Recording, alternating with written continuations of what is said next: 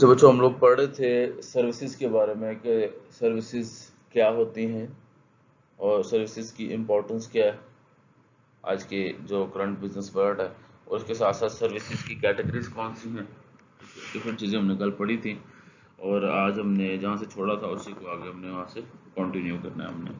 कल हमने जो पेरिशेबिलिटी वाला जो कैरेक्टरिस्टिक्स की उसकी सर्विस की, तो उसकी बेस पे जो डिमांड एंड सप्लाई का जो गैप आ जाता है उस चीज़ को, उसके क्या पॉसिबल सोल्यूशन है डिमांड साइड पे और सप्लाई साइड पे, वहाँ पे हमने ये अपना चैप्टर छोड़ा था। आज हम उससे आगे कंटिन्यू करते हैं।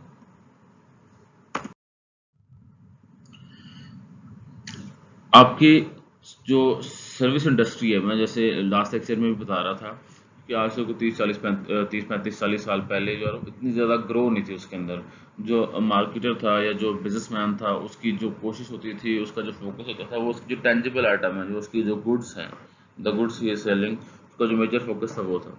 लेकिन आहिस्ता आहिस्ता जब सर्विस इंडस्ट्री ग्रो की, तो आपका जो कस्टमर रिलेशनशिप है, कस्टमर रिलेशनशिप के अंदर भी आपको काफ़ी कुछ चीज़ें जो है ना वो चेंज करनी पड़ी, क्योंकि कुछ चीज़ें हैं वो बाय डिफ़ॉल्ट चेंज होती रही।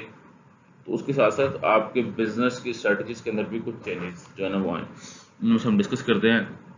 सबसे पहला तो ये है कि आपका जो कस्टमर है, आपका कस्टमर बहुत एम्पावर हो गया पहले से। कस्टमर एम्पावर होने से मुराद ये है कि कस्टमर के पास जो बार्गेनिंग पावर है, कस्टमर के पास जो डिस्कशन की जो पावर है, ये जो आपने पोर्टर 5 फोर्सेस मॉडल में भी पढ़ा था आपने, bargaining power of buyer and bargaining power of supplier. ठीक है, जो बार्गेनिंग पावर ऑफ बायर है या कस्टमर है, वो इंक्रीज हो गई है। इंक्रीज होने की जो सबसे मेन रीज़न जो है वो तो ये है कि कस्टमर के पास एक्सेस ऑफ इंफॉर्मेशन है, उसके पास मालूमात तक रसाई है कि कौन कौन से बिजनेस हैं, कौन कौन से ऐसे बिजनेस हैं जो मेरी किसी पर्टिकुलर नीड को पूरे करते हैं, उनकी क्या क्या ऑफर्स हैं, what value they are offering, at what cost they are offering that particular value। तो ये जो इन्फॉर्मेशन का जो होना है, इन्फॉर्मेशन तक जो रसाई है, इसकी वजह से आपका जो कस्टमर है वो बहुत ज़्यादा एम्पावर हो गया आपका। ठीक है, उसकी वजह से जिस जहाँ पे आपके गुड सेक्टर में आपके जो है ना चीज़ें काफ़ी सारी चेंज करनी पड़ी, यहाँ पे आपका सेम केस की आपका जो सर्विस सेक्टर है उसके अंदर भी आपके कस्टमर की जो पावर है वो इंक्रीज होगी। जो customer is more empower than any time, कि किसी भी जो आप उससे ज़्यादा कस्टमर आपका एम्पावर है। दूसरी जो मेन रीज़न है, आपका कंपटीशन बहुत इंक्रीज हो गया। अब कंपटीशन ज़्यादा होने की वजह से एवरी बिजनेस वांट्स के his share should be maximum. ठीक है, कि उनके जो मार्केट शेयर है वो मैक्सिमम होना चाहिए, तो वो कस्टमर को मैक्सिमम तरीकों से अट्रैक्ट करने की कोशिश करते हैं। जब वो कस्टमर थोड़े हैं, सप्लायर ज़्यादा हैं, या नंबर ऑफ कस्टमर उतने हैं, सप्लायर इंक्रीज हो रहे हैं, ठीक है, दिन ब दिन, तो वो उससे होता क्या है कि आपका जो कस्टमर है उसके पास ऑप्शन ज़्यादा है। वो किसी भी बंदे से कह सकते हैं यार आप मुझे ये चीज़ इतने की ऑफर कर रहे हो, दूसरा बंदा मुझे इतने की ऑफर कर रहा है, ठीक है, तो वाई जो है ना मैं आपकी ही चीज़ को परचेज करूँ, किसी और की चीज़ को परचेज क्यों ना करूँ। ठीक है, आपका कस्टमर जो है पहले से ज़्यादा एम्पावर हो गया।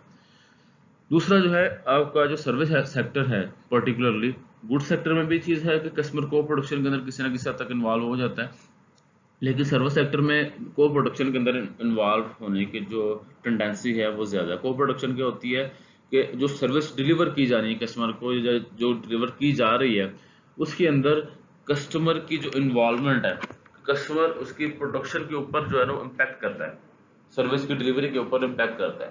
ठीक है, और इसके फायदे भी हैं काफ़ी सारे, और इसकी जो है ना वो ड्रॉबैक्स भी हैं। इसके फायदा तो ये है कि कस्टमर जितना ज़्यादा उस चीज़ के अंदर खुद को इन्वॉल्व रखेगा और उसकी जो ज़रूरत की पूरी हो जाती है, आपको कस्टमर को प्रॉपरली सेटिस्फाइड होगा आपसे। लेकिन इसके जो ड्रॉबैक्स है वो नेक्स्ट स्लाइड में डिस्कस करता हूँ मैं, कि वो अब कुछ रीज़न क्या है कि आपकी जो सर्विस फेल हो जाती है समटाइम कस्टमर की को प्रोडक्शन की वजह से। उनके ड्रॉबैक्स में डिस्कस करता हूँ नेक्स्ट स्लाइड में, कि आपकी जो सर्विस है वो फेल हो जाती है कस्टमर की को प्रोडक्शन, कस्टमर का प्रोडक्शन प्रोसेस के अंदर इन्वॉल्व होने की वजह से।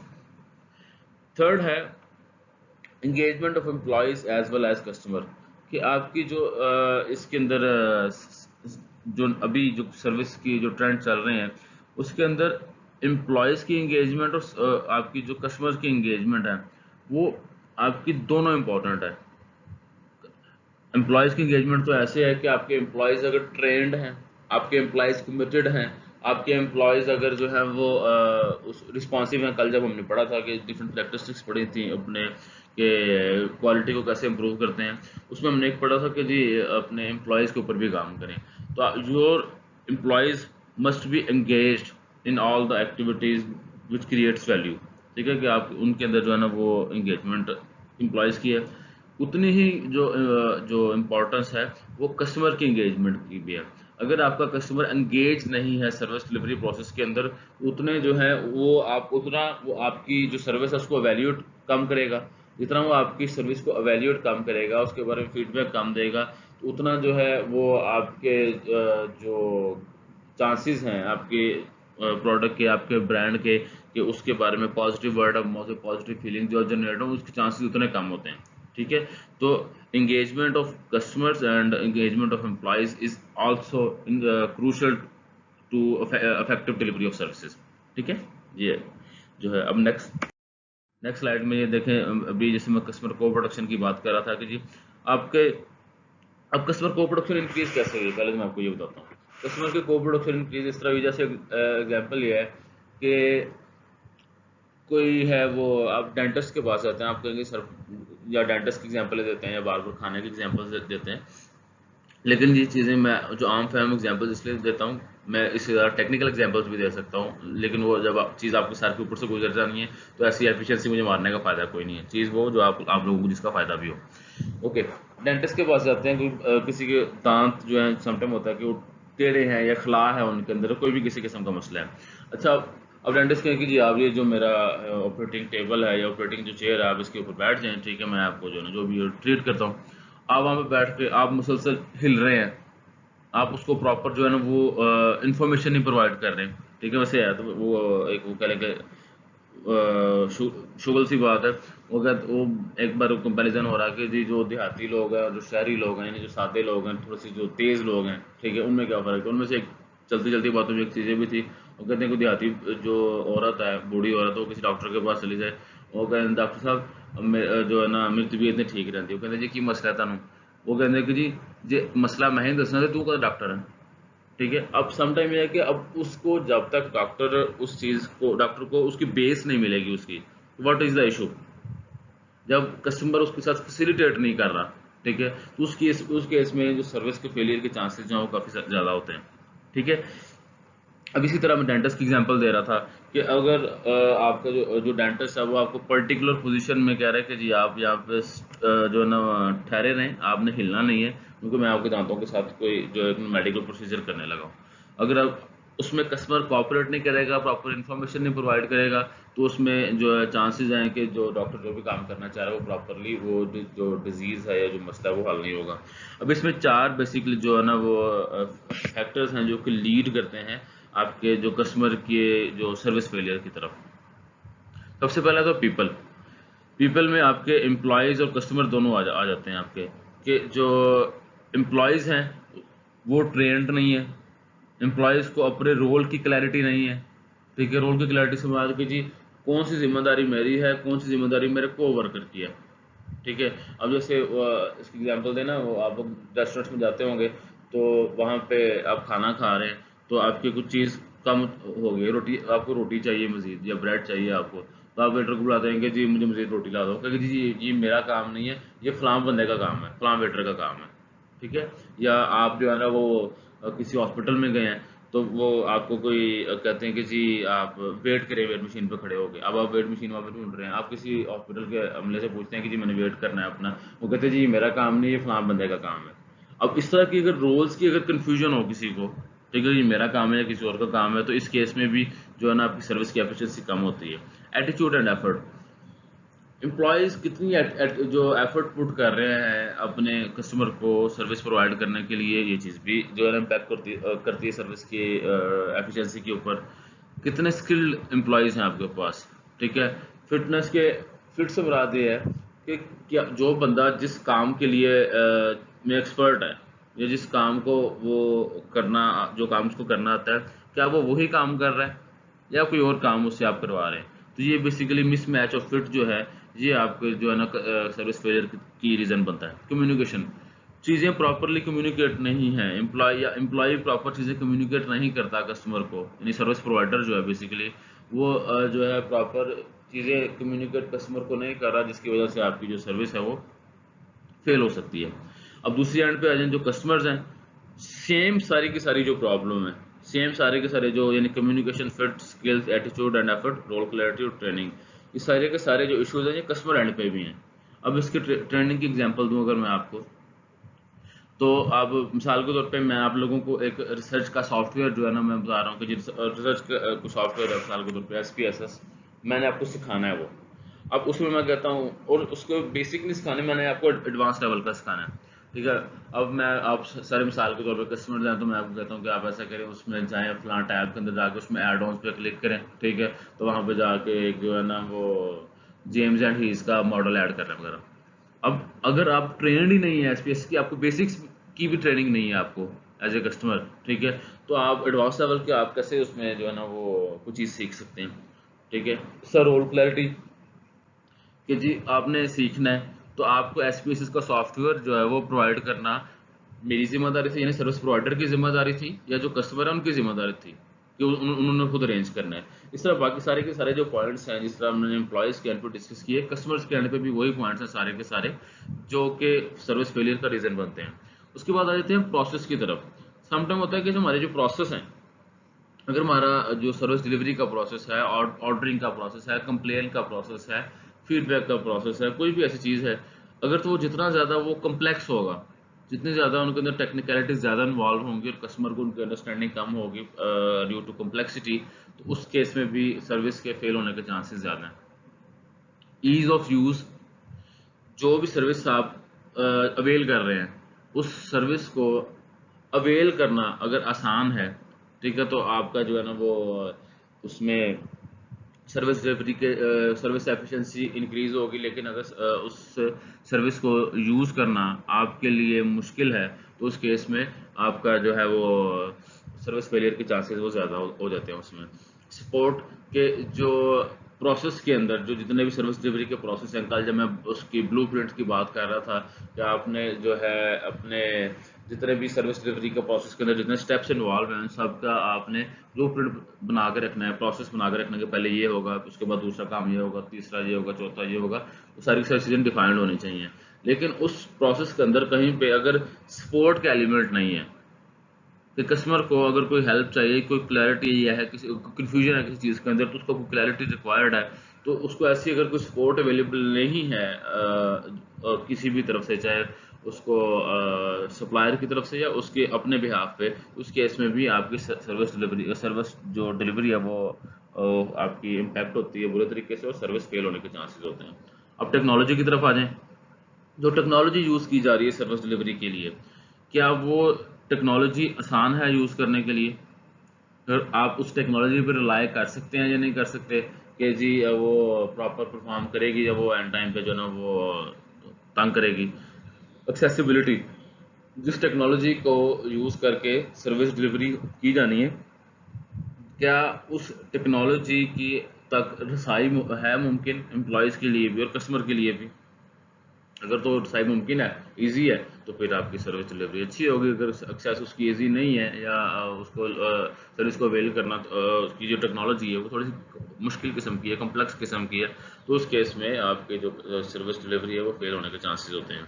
अब उसको बताया जाता है फंक्शनैलिटी, जो टेक्नोलॉजी आप लोग यूज़ कर रहे हैं सर्विस को डिलीवर करने के लिए, वो उसकी फंक्शनैलिटी यानी जो है वो कितनी ड्यूरेबल टेक्नोलॉजी है, वो उसके ऊपर आप कितना रिलाय कर सकते हैं कि ये जो टेक्नोलॉजी हम यूज़ कर रहे हैं सर्विस डिलीवर करने के लिए, ये वही आउटपुट जो है वो जनरेट करेगी जो कि आउटपुट हम लोग इससे एक्सपेक्ट कर रहे हैं। अवेलेबिलिटी एंड सपोर्ट, पहले ऊपर जो सपोर्ट थी वो थी प्रोसेसेस के हवाले से, अब जो सपोर्ट है वो टेक्नोलॉजी की यूज़ के हवाले से। अगर टेक्नोलॉजी आपको मशीन यूज़ कर रहे हैं अपनी ऑटोमेटिक जो कार वॉश प्लांट होते हैं, ठीक है, उसके लिए कि अगर कोई चीज़ वो काम चलते चलते रुक गई है, ठीक है, तो क्या टेक्नोलॉजिकल सपोर्ट अवेलेबल है कस्टमर को वहाँ पे या नहीं? ठीक है, ये चीज़ भी इसमें आपके सर्विस की डिलीवरी के ऊपर इम्पैक्ट करती है। उसके बाद आ जाता है सर्विसकेप।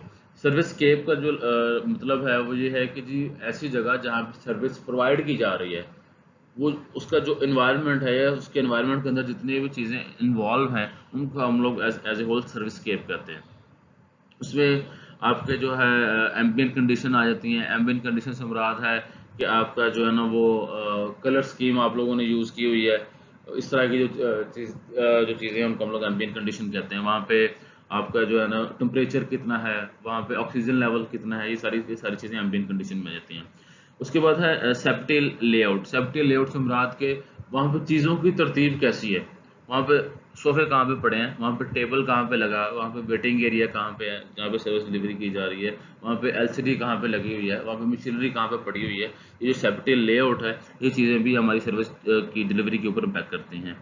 और इसके बाद नेक्स्ट हमारे पास आ जाता है sign, symbol and other objects के जो अब वहाँ पे साइन कोई अवेजा है, सिंबल्स, और इसके अलावा दूसरे जो ऑब्जेक्ट्स जो किस तरह की चीज़ों में हमारे इन्वायरमेंट कैसे होते हैं। जैसे कल मैं आप लोगों को बता रहा था कि अगर सफाई की जा रही है, जगह गीली है नीचे, तो वहाँ पे एक बोर्ड अवेजा होना चाहिए जिस पे लिखा हो कि जो है ना floor is wet so be cautious, कि जी फ्लोर जो है वो गीला है तो आप लोग एहतियात से चले इसके ऊपर।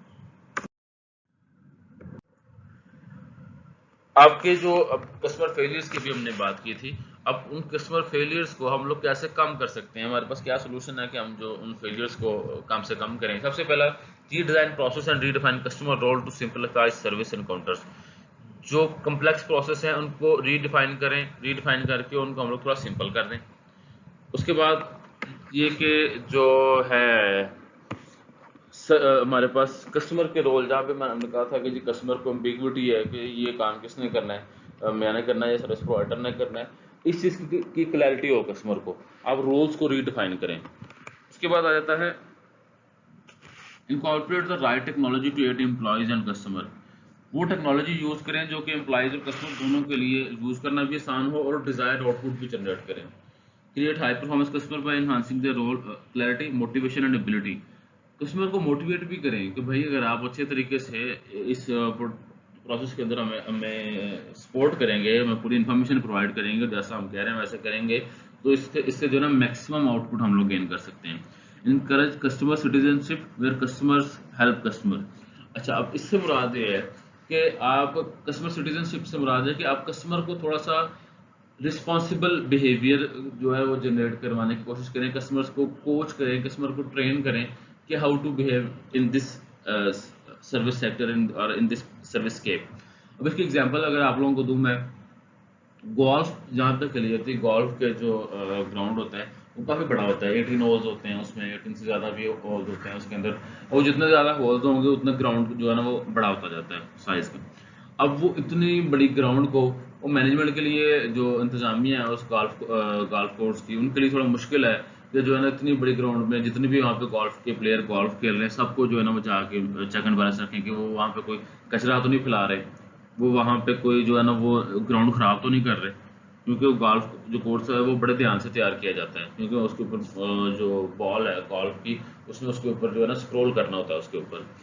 अब वहाँ पे अगर कोई बंदा देखे, एक कस्टमर जो है वो देख रहा है कि मैं ये दूसरा जो बंदा लगता है कोई नया नया आया है, इसने जो है ना आके वो जो गोल्फ कोर्स है उसको ख़राब करना स्टार्ट कर दिया है, यानी कि वहाँ पे कचरा फैला रहा है, कोई वहाँ पे पान खा रहा है, पान थूक रहा है वहाँ पे, इस तरह की चीज़ें हैं। तो दूसरा कस्टमर इसको बताए भाई ये यहाँ पे सिर्फ आपने नहीं, हमने भी यहाँ पे खेलना होता है, तो काइंडली आप ग्राउंड को ख़राब ना करें। अब ये क्या है कि जी ये इसको बोलते हैं कस्टमर सिटीजनशिप। इसमें यह है कि जी एक कस्टमर जो है दूसरे कस्टमर को कोच भी कर रहा है, गाइड भी कर रहा है, हेल्प भी कर रहा है, ताकि अल्टीमेटली जो सर्विस डिलीवरी है उसको हम बेहतर से बेहतर कर सकें। अपनी जो सर्विस सेक्टर जो है उसमें हम लोग एक्सीलेंस कैसे अचीव कर सकते हैं। सर्विस सेक्टर में एक्सीलेंस अचीव करने के लिए तीन बेसिक जो चीज़ें हैं उनके ऊपर हमें फोकस करना है। सबसे पहला तो हमारे जो होते हैं एक्सटर्नल मार्केटिंग। एक्सटर्नल मार्केटिंग में हम लोग जो सर्विस की जो डिज़ाइन करते हैं, सर्विस को जो उसकी जो प्राइसिंग है, उसकी प्रमोशन है, यानी कि सर्विस के जो 7 पीज हैं पूरे के पूरे, पीपल, प्रोसेस और पैकेजिंग। पैकेजिंग तो इसमें होती नहीं, पीपल, प्रोसेस और आपकी जो प्राइस है और प्रोडक्ट है, ठीक है, ये सारे के सारे जो है इसके अंदर हमारे उनको हम उसके ऊपर काम करते हैं और हम उसके प्रॉपर कम्युनिकेशन करते हैं, प्रमोशन भी करते हैं। ये हमारी चीज़ें आती है एक्सटर्नल मार्केटिंग, हमें इन चीज़ों के ऊपर काम करते हैं जो कि अल्टीमेटली हमारी जो है कस्टमर एक्सपेक्टेशन, उसको फॉर्मुलेट करते हैं। दूसरा है इंटरनल मार्केटिंग। पहले एक्सटर्नल मार्केटिंग पे भी काम करना है और साथ साथ हम लोग इंटरनल मार्केटिंग पे भी काम करते हैं। इंटरनल मार्केटिंग क्या चीज़ है कि हम लोग अपने जो एम्प्लॉयज़ हैं, अपने एम्प्लॉयज़ को मोटिवेट भी करते हैं, अपने एम्प्लॉयज़ को ट्रेन भी करते हैं, एम्पावर भी करते हैं, एनेबल भी करते हैं, इसलिए ताकि वो मैक्सिमम सेटिस्फाइड हो हमारे ब्रांड से, यानी अपनी इंतज़ामिया से। वो जब तक आपके एम्प्लॉयज़ सेटिस्फाइड नहीं होगा तो वो एक कस्टमर को सेटिस्फाइड नहीं कर सकता। कस्टमर को सेटिस्फाई करने के लिए एम्प्लॉय को सेटिस्फाई करना ज़रूरी है। ठीक है, जो जो बिजनेसमैन या जो मार्केटर समझते हैं कि जी हम सिर्फ कस्टमर को राज़ी कर लें तो ये काफ़ी है, एम्प्लॉयज़ को गुजारा मुजारा चल भी जाए तो जो है ना वो कोई मसला नहीं है। तो ये एक जो है ना इस तरीके से ज़्यादा देर आप लोग कस्टमर को सेटिस्फाई नहीं रख सकते। To get satisfaction of customer, you have to satisfy your employees as well as to, ठीक है, अपने एम्प्लॉयज़ को, इस जो प्रोसेस को हम लोग कहते हैं इंटरनल मार्केटिंग। उसके बाद जो थर्ड हमारा पास जो चीज़ है, फैक्टर है जिसमें हम लोग अपनी एक्सीलेंस को अचीव कर सकते हैं, वो है हमारी इंटरेक्टिव मार्केटिंग। इंटरेक्टिव मार्केटिंग ये है कि जो एक्सटर्नल मार्केटिंग और जो इंटरनल मार्केटिंग, ये दोनों मिल के अल्टीमेटली, यानी कि जो कस्टमर की एक्सपेक्टेशन बनी है एक्सटर्नल मार्केटिंग की वजह से, उसकी बेस पे, और जो इंटरनल मार्केटिंग जो हमने एम्प्लॉयज़ को मोटिवेट किया है, कोच किया, ट्रेन किया है, वो अल्टीमेटली सर्विस डिलीवरी के टाइम पे जब सर्विस डिलीवर की जा रही है तो उसमें जो इंटरेक्शन का जो प्रोसेस है, ठीक है, उसके ऊपर भी हमने काम करना है कि जब एक्चुअली सर्विस डिलीवर की जा रही है, जिस जगह पे सर्विस डिलीवर की जा रही है, वहाँ पे हमने अपने क्वालिटी स्टैंडर्ड्स जो हैं उनको हमने मेंटेन करना है। इसमें आगे चीज़ें आगे आएंगी भी, उनको हम लोग वन बाय वन डिस्कस करते हैं। अच्छा, अब इसी चीज़ को अब कंटिन्यू कर रहे थे कि जो इंटरेक्टिव मार्केटिंग को हम लोग कैसे बेहतर से बेहतर कर सकते हैं, एक्सटर्नल मार्केटिंग, इंटरनल मार्केटिंग की। अब उसमें जो बेस्ट प्रैक्टिसेस हैं, उसमें जो गाइडलाइंस हैं हमारे लिए, वो यहाँ पे जो है ना हम लोग देखते हैं कि गाइडलाइंस क्या हैं। सबसे पहला तो ये है, आपकी जो टॉप मैनेजमेंट है या आपकी जो ओवरऑल आपका जो अदारा है, बल्कि आपके अदारे का स्ट्रेटेजिक कॉन्सेप्ट क्या है। स्ट्रेटेजिक कॉन्सेप्ट से मुराद ये चीज़ है कि व्हाट आर देयर प्रायोरिटीज़, आपके अदारे की प्रायोरिटीज़ क्या है। तो आपका जो अदारे की प्रायोरिटी है वो कस्टमर होना चाहिए। इसके ऊपर हम पहले भी ऑलरेडी कई बार डिस्कस कर चुके हैं, यानी कि you should B customer obsessed. Customer obsessed से मुराद कि आपको कस्टमर की जो है वो लाइक डिसलाइक और कस्टमर की सेटिस्फेक्शन के ऊपर आपका जो है ना वो फोकस होना चाहिए, ना कि आपको अपने सिर्फ प्रॉफिट के ऊपर फोकस हो। अगर सिर्फ प्रॉफिट के ऊपर फोकस होगा आपका, तो उससे प्रॉफिट तो शायद आप थोड़े अरसे के लिए जनरेट कर लें, लेकिन ज़्यादा अरसे के लिए नहीं कर पाएंगे। लेकिन अगर आप कस्टमर को राज़ी करने की कोशिश करेंगे तो उससे क्या होगा, आपका कस्टमर भी राज़ी होगा, आपका मार्केट शेयर एक्सपेंड होगा, प्रॉफिट भी जनरेट होना स्टार्ट हो जाएंगे। Top management commitment to quality. आपका जो आपकी जो टॉप मैनेजमेंट है वो क्वालिटी से कितनी कमिटेड है। आपकी जो टॉप मैनेजमेंट है वो आपकी सर्विस क्वालिटी से कितनी कमिटेड है, ये चीज़ भी आपकी सर्विस डिलीवरी के ऊपर इम्पैक्ट करती है। आपकी जो टॉप मैनेजमेंट है वो क्वालिटी से हाईली कमिटेड होनी चाहिए। इसकी मैं एग्जांपल देख रहा था, एक बल्कि पढ़ रहा था कहीं पे, उसमें ऐसा कि जी अब जो है ना वो जो टॉप मैनेजमेंट में जब मेरी कंपनी का नाम मेरे जहन से निकल गया, वो कहते हैं कि वॉलमार्ट का, हाँ जी, वॉलमार्ट एक जो कैश एंड रिटेल स्टोर है, जायंट रिटेल स्टोर, आपने नाम सुना होगा उसके बारे में। वो कहते हैं जब एम्प्लॉयज़ हायर करते हैं ना, तो एम्प्लॉयज़ हायर करने जब उससे फॉर्म फिल करवा रहे होते हैं ना, जब वो सिलेक्ट कर लेते हैं, तो जो ओथ लेते हैं, ओथ में बाकी चीज़ों के साथ साथ, यानी कि उनकी क्रेडिबिलिटी वगैरह के बाकी चीज़ों के साथ साथ एक ओथ ये भी होती है, एक उनसे हल्फ ये भी लेते हैं कि हर वो कस्टमर जो मेरे 10 मीटर की रेंज के अंदर होगा, अगर मैं स्टोर में खड़ा हूँ या काम कर रहा हूँ किसी रैक के पास या काउंटर पे या कहीं पे भी, हर वो कस्टमर जो मेरे 10 मीटर की रेंज के अंदर होगा, मैं उसकी तरफ देख के स्माइल पास करूंगा, उसको ग्रेटिट्यूड शो करूंगा मैं। ठीक है, किस लिए, ताकि वो एट ईज फील करे, उससे पूछे मैं आई हेल्प यू, क्या मैं आपकी मदद कर सकता हूँ, आपकी मदद कर सकती हूँ अगर फीमेल एम्प्लॉई है तो। अब ये क्या है कि आपकी जो सर्विस का जो पार्ट है आपकी जो प्रोडक्ट के अंदर, उसकी क्वालिटी को मैक्सिमाइज करने के लिए ये ओथ ली जाती है। इस तरह की और भी काफ़ी सारी चीज़ें हैं कि आपके जो टॉप मैनेजमेंट है वो क्वालिटी को कैसे जो है ना वो अपने को मैक्सिमाइज करती है, और क्वालिटी मैक्सिमाइज तभी होगी अगर आपके टॉप मैनेजमेंट क्वालिटी के वाले से कमिटेड होगी। अपने जो स्टैंडर्ड्स हैं सर्विस स्टैंडर्ड्स जो हैं वो ज़रा हाई रखें।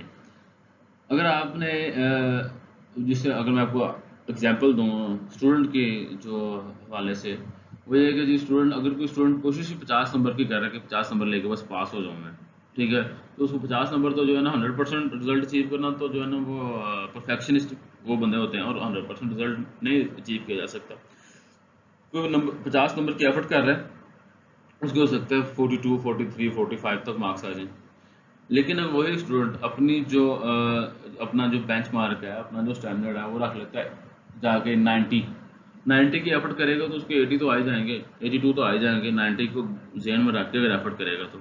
इसलिए अपने स्टैंडर्ड जो है वो आप लोग ज़रा as a marketer high set करने हैं कि कस्टमर जो है, एक कस्टमर कितने नए कस्टमर लेके आए, ठीक है, हमने ये अपने गोल रखने हैं। अब वो हमने अगर रखा है कि जी एक कस्टमर 10 नए कस्टमर लेके आएगा अपने पॉजिटिव फीडबैक की वजह से, तो 10 नहीं ला रहा, तो 5 तो ला रहा है, 6 तो ला रहा है, उनको रिकमेंड कर रहा है, ठीक है। अपने स्टैंडर्ड्स जो है वो अपने हाई रखने हैं। उसके बाद आ जाता है सेल्फ सर्विस टेक्नोलॉजी। अपनी जो है ना वो बिजनेस के अंदर सेल्फ सर्विस टेक्नोलॉजीज को इंट्रोड्यूस करवाएं। उसकी रीज़न ये समटाइम होता है कि जी जैसे हम वो लास्ट टाइम भी लास्ट लेक्चर में की लास्ट स्लाइड में हम लोग पढ़ रहे थे, डिमांड एंड सप्लाई को मैनेज करने का जो तरीकाकार है, उसमें अगर एक टाइम में हमारी प्रोडक्ट की डिमांड जो है वो ज़्यादा है, लेकिन हमारे लोगों के पास स्टाफ कम है, या कोई टेक्नोलॉजिकल जो ऐसे इश्यूज हैं जिसकी वजह से हम लोग कस्टमर को एंटरटेन उस टाइम नहीं कर सकते। इसकी एग्जांपल दूँ, ये जो कॉल सेंटर है, कुछ कंपनीज के कॉल सेंटर्स होते हैं, आप कॉल करें तो वहाँ पे नंबर आगे सारे ऑपरेटर बिजी हैं, वेट करें, सारे ऑपरेटर बिजी है, वेट करें। बैंकों में आमतौर पर होता है ऐसा, और भी सेक्टर में ऐसा होता है। अब इस तरह की चीज़ों में है कि जहाँ पे इस तरह के मामला हैं, आप वहाँ पे आगे ऑपरेटर्स जो हैं की बजाय ऑपरेटर्स भी यूज़ करें, उसके साथ जो ऑटोमेटेड टेप चलती है कि अगर आपको ये काम करना चाह रहे हैं तो ये प्रेस करें, ये काम करना चाह रहे हैं तो फलां बटन पे क्लिक करें, वगैरह वगैरह। इस तरह की जो चीज़ें हैं वो कस्टमर का जो वेटिंग टाइम है वो कम कर देते हैं। अब इसकी जो मेरी अपनी पर्सनल एग्जांपल ये है कि जो जो पीटीसीएल के इंटरनेट यूज़र हैं वो सब इस चीज़ से रिलेट कर सकेंगे। तो पीटीसीएल के इंटरनेट जो है ना वो काफ़ी उनकी कंप्लेंट्स जो हैं वो आती हैं। पहले तो हमारी काफ़ी थी, लेकिन अब जो है ना वो जब से फाइबर ऑप्टिक यहाँ से गुजरी हमारी कंप्लेंट्स कम हो गई हैं। हमें डेली बेसिस पे कंप्लेन करनी पड़ती थी। अब फोन करते थे तो आगे से ऑपरेटर को टाइम लगता था उनको रिसीव करने में और कॉल रिसीव करने। फिर पूछते थे जी आपके मॉडम पे कौन कौन सी लाइट ऑन है, ये वाली लाइट ऑन है कि नहीं, ये अब ब्लिंक कर रही है या स्टेबल है, वगैरह वगैरह। अब वो पूछते थे, बंदा फेडअप हो जाता था, इतना लंबा उनको उनके सवालों का जवाब दे देते थे। अब उसकी बजाय जो है, जब से मैं फेडअप हो गया हूँ, जैसे मैंने फिर ये किया कि जितनी देर मैंने उनको इंटरव्यू देना अपना डेली बेसिस पे, मैंने अब वो ऑपरेटर से बात ही नहीं करता, मैं ऑटोमेटिकली जो है ना कंप्लेन जो है ना वो लॉन्च करता हूँ जब भी करनी हो। मैं वो ऑटोमेटिक में जाके वो पूछते हैं कि मसला क्या है, कि मैंने कहा ये मसला है, वहाँ पे वो मेरा वो कंप्लेन नंबर मुझे बता देते हैं कि ये आपका कंप्लेन नंबर है, वो मेरी जो है वो ऑटोमेटिकली कंप्लेन जो है वहाँ पे लॉन्च हो जाती है। आप इस तरह की जो सेल्फ सर्विस टेक्नोलॉजीज हैं उनको ऑप्ट कर सकते हैं। कस्टमर की जो वो अग्रेसिवनेस है in case of customer failure, जो है ना आप लोग उनको वो कस्टमर को फैसिलिटेट करने के लिए। उसके बाद है मॉनिटरिंग सिस्टम। अपने जो मॉनिटरिंग सिस्टम है उनको आप लोग जो है ना वो करें, उनको एनहांस करें। अच्छा, मॉनिटरिंग किस बेस पे की जा सकती है? मॉनिटरिंग की जा सकती है इम्पोर्टेंस और परफॉर्मेंस एनालिसिस की बेस पे। ये और भी है, जैसे जो है ना, पहले मैं आपको ये इम्पोर्टेंस और परफॉर्मेंस एनालिसिस, इसका नेक्स्ट जो वो स्लाइड के अंदर इसका छोटा सा चार्ट भी बना हुआ है, वो आपको मैं शेयर करता हूँ आप लोगों से भी, कि आपने ये देखना है कि कौन सर्विस का ऐसा कौन सा पार्ट है कि जो कि कस्टमर के लिए ज़्यादा इंपॉर्टेंट है या सर्विस डिलीवरी के अंदर ज़्यादा इंपॉर्टेंट रोल प्ले करता है, और ऐसी कौन सी एक्टिविटीज़ हैं जो कि सर्विस डिलीवरी के अंदर कम इंपॉर्टेंट रोल प्ले करती हैं। ये चीज़ आपने एनालाइज करनी है। दूसरा, एनालाइज करने के बाद आपने उनकी परफॉर्मेंस भी चेक करनी है कि जो ज़्यादा इंपॉर्टेंट चीज़ें हैं उनमें हम लोग कैसा परफॉर्म कर रहे हैं, और जो कम ज़रूरी चीज़ें हैं उनमें हम लोग कैसा परफॉर्म कर रहे हैं। इस बेस पे आप लोग अपनी फ्यूचर की जो गाइडलाइंस हैं आप लोग उनको जो है ना वो देख सकते हैं कि फ्यूचर में हमने किन चीज़ों के ऊपर क्या काम करना है। अपने मॉनिटरिंग सिस्टम जो है आप लोग उनको जो है ना वो बेहतर से बेहतर करें। अब इसके डिफरेंट जो है ना मॉडल्स हैं, आप लोग कस्टमर फीडबैक ले सकते हैं, ठीक है। इसके अलावा जब हम लोग मार्केट रिसर्च पढ़ रहे थे उसमें मैंने आपको एक ऑब्जर्वेशन बेस्ड रिसर्च आपको मैंने बताई थी। ऑब्जर्वेशन बेस्ड रिसर्च उसको अगर रिकैप कराऊँ आपको मैं, उसमें ये चीज़ है कि आप एज ए कस्टमर बन के अपने ही स्टोर में जाते हैं या अपने किसी एम्प्लॉय को भेजते हैं, वो बाकी एम्प्लॉयज़ को भी ऑब्जर्व करते हैं, ठीक है, और साथ साथ वो जो है वो आपके जो कस्टमर्स और एम्प्लॉयज दोनों को सर्व करता है कि how customers are behaving in that natural environment and how employees are behaving in that natural environment. ठीक है। आप लोग इस तरह के जो ऑब्जर्वेशनल टूल्स हैं इनको हम लोग बोलते हैं फैंथम कस्टमर, ठीक है, या मिस्ट्री शॉपर्स हम लोग बोलते हैं इन चीज़ों को। इस तरह के जो हमारे एम्प्लॉयज़ हैं जो कि कस्टमर बन के गए होते हैं सिर्फ हमारी सर्विस को एनालाइज करने के लिए। सेटिस्फाइंग कस्टमर कंप्लेंट्स को सेटिस्फाई करें। अगर कस्टमर ने आपसे कंप्लेन की है, अच्छा कस्टमर जब भी कंप्लेन करता है ये हर जगह पे है, सिर्फ यहाँ पे नहीं है, पाकिस्तान में थोड़ा ज़्यादा है, लेकिन यूरोप के अंदर भी ये चीज़ें हैं कि कस्टमर जब भी आवाज़ार हो जाता है तो वो अग्रेसिवली बोलेगा, ज़ाहिर है आपसे कॉल करके। कस्टमर अगर अग्रेसिवली बोल रहा है तो आप उसको सेम टोन के अंदर जो है ना रिस्पॉन्ड ना करें। अगर कस्टमर मिसाल के तौर पर गालियाँ निकाल रहा है जो जैसा कि पाकिस्तान में चलता है, ठीक है, अगर पीटीसीएल वालों को बहुत पड़ती हैं और भी लोगों को पड़ती हैं जो जो सर्विस फेलियर के केस में, आप सेम केस में उनको रिस्पॉन्ड ना करें। आप उनको थोड़ा सा ठंडा करें, उनके सर हम देखते हैं कस्टमर जो कंप्लेंट है जो आप कर रहे हैं, जो इशू है वो हमारे बिहाफ पे है या आपके बिहाफ पे कोई इशू बना है। अगर इशू जो है जो मसला वो कस्टमर की अपनी गलती की वजह से बना, फिर भी कस्टमर को ब्लेम ना करें। आप लोग इस तरीके से उस चीज़ को एंटरटेन करें कि कस्टमर अपने आप को गिल्टी भी ना फील करे और आपकी बात से सेटिस्फाई भी हो जाए। और इस चीज़ का एक गहरा ताल्लुक जो है वो आपकी कम्युनिकेशन स्किल्स है। अपनी कम्युनिकेशन स्किल्स जो हैं वो आपको एनहांस करनी पड़ेंगी, अपने एम्प्लॉयज़ को ट्रेन करना पड़ेगा। मेरे कुछ एक दोस्त से जानने वाले वो बताते थे कि जी वो यूफोन के कॉल सेंटर में जॉब करते थे। वो कहते हैं मैं बड़ी बड़ी गलीज गालियाँ जो है ना वो हम लोग खाते थे, खासतौर पर कहते उसकी तो ड्यूटी भी कहते मेरी रात की होती थी। कहते रात को 2:30 बजे आपको जो है वो गालियाँ सुन रहे हो तो कैसा फील करेंगे। लेकिन कहते हैं मैं ये बड़ी इसके बारे में ट्रेन किया गया था, गाइड किया गया था कि भाई आपने वापस उसी टोन में जवाब नहीं देना, आपने कस्टमर को रिलैक्स करने की कोशिश करनी है। आपने एक चीज़, और कस्टमर को सिर्फ कहानियाँ नहीं करवानी, कहानियाँ करवा कर रिलैक्स नहीं करना। अगर तो ऐसी चीज़ें हैं जो कि कंपनीज उनको बेहतर कर सकती है, ठीक कर सकती है, वो भी ठीक करनी है चीज़ें। कस्टमर की जो अगर तो फॉल्ट कंपनी के एंड पे है तो उसको प्रायोरिटी बेसिस पे जो है ना आप लोग उसको वो करें, उसकी कंप्लेंट्स को जो है वो आप लोग उनको रिजॉल्व करें। जैसे आप अपने प्रोसीजर बनाए, भी मैं क्वालिटी की बात कर रहा था, प्रोसेस की बात कर रहा था कि जिस डिपार्टमेंट को कंप्लेन आई है, अगर तो मिसाल के तौर पे वो रिटर्न कंप्लेन आई है थ्रू मेल, ठीक है, रिटर्न हार्ड फॉर्म में, तो 2 दिन के अंदर अंदर उस चीज़ का जवाब वापस कस्टमर तक पहुंचना चाहिए कि जी what company is going to do about that particular complain. ठीक है, 2 दिन के अंदर लाजमी पहुंचना चाहिए। 2 दिन में जो आप कस्टमर को नहीं पहुंचेगा तो दैट हेड ऑफ डिपार्टमेंट और the particular employee will be responsible for that misconduct. एक चीज़। दूसरा, अगर थ्रू ईमेल आई है तो ईमेल का जवाब जो 24 घंटों के अंदर अंदर लाजमी देना है आपने अपने जो है ना वो कस्टमर को कि जो आप प्रॉब्लम बता रहे हैं इसका पॉसिबल सोल्यूशन क्या है। और अगर कंपनी के एंड पे फॉल्ट है तो आप लोग उनको रिजॉल्व भी लाजमी करवाएं मुतलका डिपार्टमेंट तक उनका जो इशूज़ जो है वो कम्युनिकेट करके। ठीक है, इस तरीके से अगर एक सेटिस्फाइड कस्टमर आपको जो 3, ये एक सर्वे था ऑन एवरी चीज़ जो है अमाउंट कम या ज़्यादा भी हो सकती है नंबर्स में। एक सेटिस्फाइड कस्टमर जो है वो 3 से 4 नए कस्टमर को जाके आपके ब्रांड के बारे में बताता है, या फलां ब्रांड अच्छा इसको यूज़ करो। लेकिन एक जो डिससेटिस्फाइड कस्टमर है वो 9 से 10 लोगों को जाकर बताता है कि भाई ये ब्रांड जो है ये अच्छा ब्रांड नहीं है, इसको ना यूज़ करना। तो यानी नेगेटिव पब्लिसिटी उसका जो रीच है वो ज़्यादा है और पॉजिटिव जो पब्लिसिटी है उसकी रीच कम है। इसलिए कोशिश करें कस्टमर को नाराज़ नहीं करना, ताकि और कस्टमर की नाराज़गी से कब बच सकते हैं, जब आप कस्टमर कंप्लेंट्स को प्रॉपर्ली सेटिस्फाई करेंगे। सेटिस्फाइंग एम्प्लॉयज़, ये वही पॉइंट है जो पहले कह रहा था। अगर आपके एम्प्लॉयज़ आपसे सेटिस्फाइड नहीं है तो आप अपने वो अब कभी भी दिलजोई से काम नहीं करेंगे, कमिटमेंट से काम नहीं करेंगे। अब वो उनकी सेटिस्फेक्शन, एम्प्लॉयज़ की सेटिस्फाइड ना होने की रीज़न उनकी जो वेजेस भी हो सकती हैं, सैलरीज भी हो सकती हैं, आपका ओवरऑल बॉस का ओवरऑल बिहेवियर भी हो सकता है कि जी जिसकी वजह से एम्प्लॉय जो सेटिस्फाइड नहीं है, बॉस हर टाइम डांटता रहता है। गैर ज़रूरी चेक एंड बैलेंस रखता है कि जी आपने फलां से बात नहीं करनी, आपने ऐसे नहीं करना, आपने ऐसे नहीं करना, गैर ज़रूरी है इस तरह की कुछ चीज़ें हैं, तो उससे भी आपका जो एम्प्लॉय है वो आपका डिससेटिस्फाई होगा।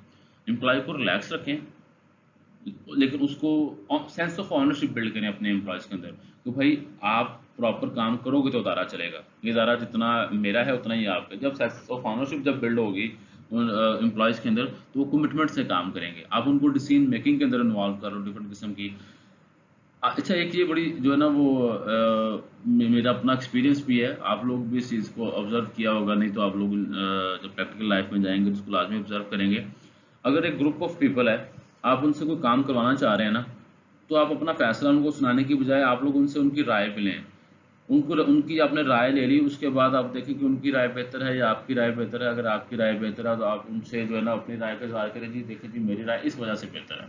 लेकिन आपने क्योंकि उनको डिसीजन मेकिंग के प्रोसेस के अंदर इन्वॉल्व कर लिया है, तो वो फिर आपके उस जो फैसला है आप उस फैसले को ऑन करेंगे और पूरी दिलजोई से काम करेंगे।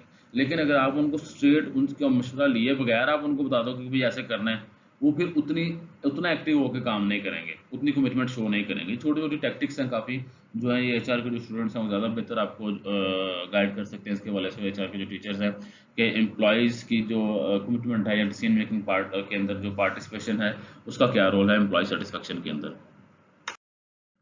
ये वो चार्ट है जिसका मैं लास्ट जो स्लाइड है उसमें डिस्कस कर रहा था आप लोगों से कि मॉनिटरिंग सिस्टम के हवाले से कुछ चीज़ें होती हैं वो ज़्यादा इंपॉर्टेंट होती हैं, कुछ कम इंपॉर्टेंट होती हैं, कुछ के जो ऊपर जो परफॉर्मेंस है वो में आउटस्टैंडिंग होती है, कुछ हमारी जो फेयर परफॉर्मेंस होती है।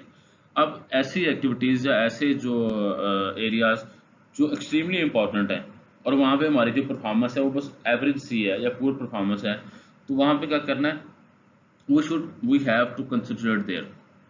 उस उन एक्टिविटीज़ पे हमें परफेक्टली कंसंट्रेट करना पड़ेगा कि यहाँ पे इश्यूज हैं, इन इश्यूज को हमें लाजमी रिजॉल्व करना, वरना मसले मसाइल होंगे। हमारा कारोबार जो है ना, क्योंकि ये एक्सट्रीमली इंपॉर्टेंट फीचर है ऑफ सर्विस है, तो अगर हम इस पर काम नहीं करेंगे तो सर्विस फेल हो जाएगी।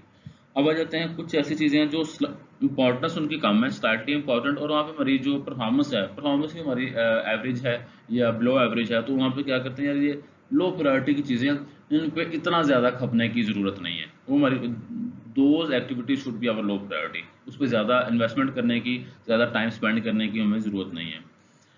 कुछ ऐसी चीज़ें हैं, कुछ ऐसी एक्टिविटीज़ हमारी सर्विस से मुंसलिक हो सकती हैं, वो जो कि उन पे हम लोग परफॉर्म बहुत अच्छा कर रहे हैं, परफॉर्म बहुत अच्छा कर सकते हैं, वी आर कैपेबल, लेकिन वो इतनी इंपॉर्टेंट नहीं है। जब वो इतनी इंपॉर्टेंट नहीं है तो हम वहाँ पे ओवर स्किल्ड हैं सर्विसेज के हवाले से भी, वो हमारी सर्विस की डिलीवरी की और कस्टमर की सेटिस्फेक्शन के हवाले से उन सर्विस का बहुत ज़्यादा रोल नहीं है, तो फिर हमें उसके ऊपर इतना ज़्यादा खपने की भी ज़रूरत नहीं है। हम वहाँ पे ओवर स्किल्ड हैं वहाँ पे, ठीक है, ये एक ये चीज़ है। तो जो लास्ट जो आपका जो फेज है वो वाला है, वो एक्टिविटीज़ हैं जो कि इम्पोर्टेंट भी बहुत ज़्यादा हैं, और उन पे हमारी जो परफॉर्मेंस भी वहाँ पे हमारी एक्सेलेंट है, एक्सेलेंट परफॉर्मेंस हम लोग वहाँ पे दे रहे हैं।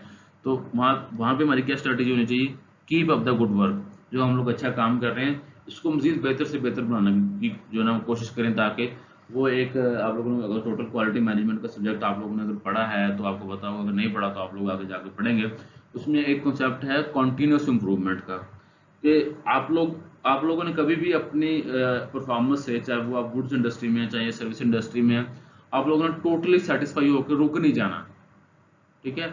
आपने हमेशा इम्प्रूवमेंट के चांसेस ढूंढने हैं कि जो गैप्स कहाँ पे हैं, फ्लॉज कहाँ पे, चाहे छोटी छोटी चीज़ें हैं उनके ऊपर काम करके इनको इम्प्रूव करने की कोशिश करनी है। कॉन्टीन्यूस इम्प्रूवमेंट पे काम करना है आप लोगों ने। You should be continuously improve yourself. ये चीज़ आपकी प्रैक्टिकल लाइफ में भी, और ये सेम चीज़ आपकी जो अपनी पर्सनल और सोशल लाइफ है उसके अंदर भी ये जो है ना ये फार्मूला काम करता है। जो बंदा अपने आप को अकेले कुल समझ लेता है, रुक जाता है कहीं पे, वो बंदा मेंटली डेड हो जाता है, बिकॉज ही और शी स्टॉप्स लर्निंग। वो जो सीखना बंद कर देता है नई चीज़ें, वो जो है ना मेंटली डेड हो जाता है, वो बस चलती फिरती लाश ही होती है। इसलिए कहते हैं ना, गोद से गोर तक इल्म हासिल करो, इससे मतलब ये नई नई चीज़ें सीखो, ठीक है।